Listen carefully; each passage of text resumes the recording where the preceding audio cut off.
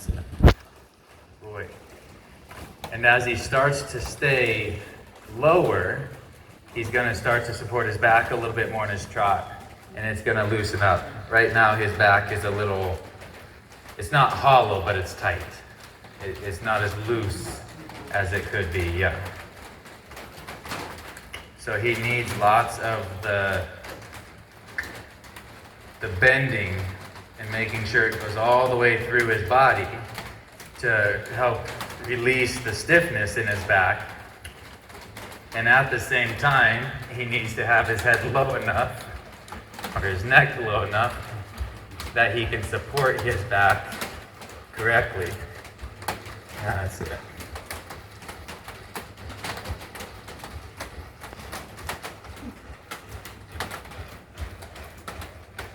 A little lower here. Drop. And he's not used to people talking on him. He's like, "What are you doing?"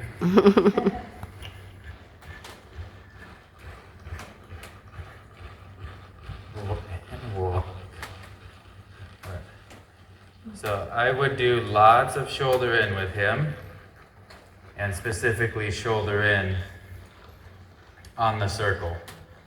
Because the circle requires more bend than the straight lines do.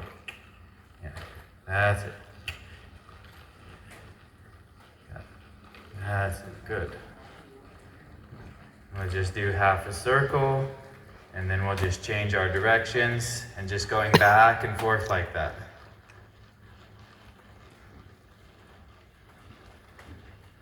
He requires a little bit of inside leg because he wants to fall in, not so much this direction, but the other way. Sideways. See, this direction he actually overbends in his neck just a little bit, which then leaves his back straight. So I feel my outside rein a little bit more to prevent him from just giving his neck and rubbernecking over there. That's it. And then the other way, he prevents bending in the back by just being a little stiffer. Now, he's not overly stiff and he's not overly hollow on the other side. He's pretty good. We're just gonna get better.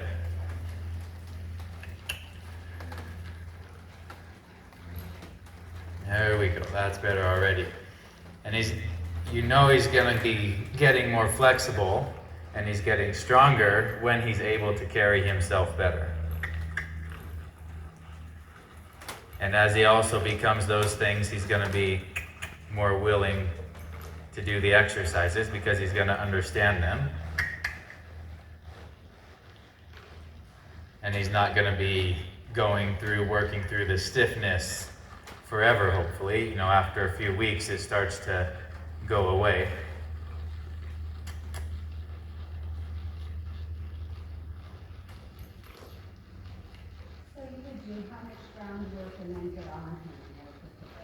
How much groundwork? And how much time? You could have one day with all you did was groundwork, and then some days you can do 50-50, and some days you can do 25 ground and 75 under the saddle. Okay.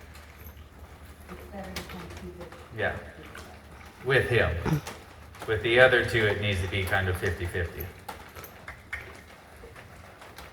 Because he's good enough that his shoulder and on the ground is good enough to work with, and we can start to make it more productive.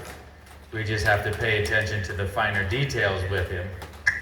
So we make sure that we're getting this, that we can really get in a balance and a position that we can really let this inside rein be light.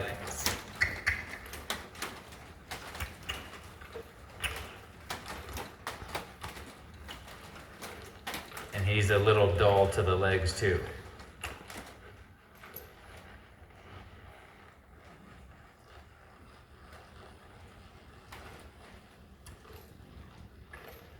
That's it. No more bend than this. There we go. Get that, not forward. Get that hind leg under. There you go. And he kind of rolls his barrel this direction to avoid a little bit of the bend too. Like this direction, the saddle wants to go kind of slide to the outside a little bit more. Ooh, that's because he's taking his withers and his whole back, like his spinal processes that stick up on each vertebrae. He's going more like this, as opposed to bending his back like this. They should bend like this, and he's going like this. He's rolling this direction. So that's why you feel the saddle, every time when you do bending to the right, the saddle starts to slide off this direction because he's actually taking his barrel and rotating it a little bit, and that's a evasion of the bend. And that's your outside rein that's really gonna help you with that, trying to prevent him the best you can from over bending. Actually keeping him a little, he still needs to be bent, but straighter. Like as straight as he wants to be to the left, that's where he should be to the right. I'm trying to learn to use my outside rein a little bit more elastic, because first they have me hang on it, and then you start pulling. So if the elastic is starting to work a little better, he's not as pushy. Yeah, well, he's not being pushy on my hands right here. Because you're being I can feel it, but I mean, look, I mean, I can hold my outside range just by squeezing my fingers together here. There's not a tremendous amount of pressure on it. I mean, you could ride him pretty much, you know, just with your fingertips here. He does not challenge you very much. people learning to use that. But you just have to make sure that as I use this outside rein, I also need to say this hind leg here, your right hind leg needs to step under you. That's it. And he was like, would you please just let me bend my neck? There you go. Good. And see, now that I have him a little straighter, the saddle doesn't feel like it's going quite as much. Like I don't feel like I have to stop and throw my weight back the other direction. And in this direction, he needs to have the bend that he wants to have on the right side. So what he wants on the right, he needs on the left. What he wants on the left, he needs on the right. There we go. He's already starting to be more relaxed and bending a lot easier here to the left. Now he's going around much easier, and the walk is starting to have a little better cadence. It's not so choppy anymore. He's starting to loosen up and have an understanding where he's supposed to go and what he's supposed to do with his footwork. That bend looked pretty good there, Sybil.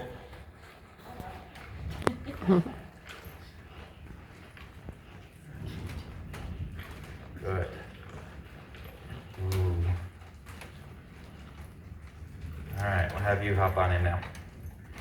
And just let you go down to the other end and play with that just a little bit, then we'll check back in on you.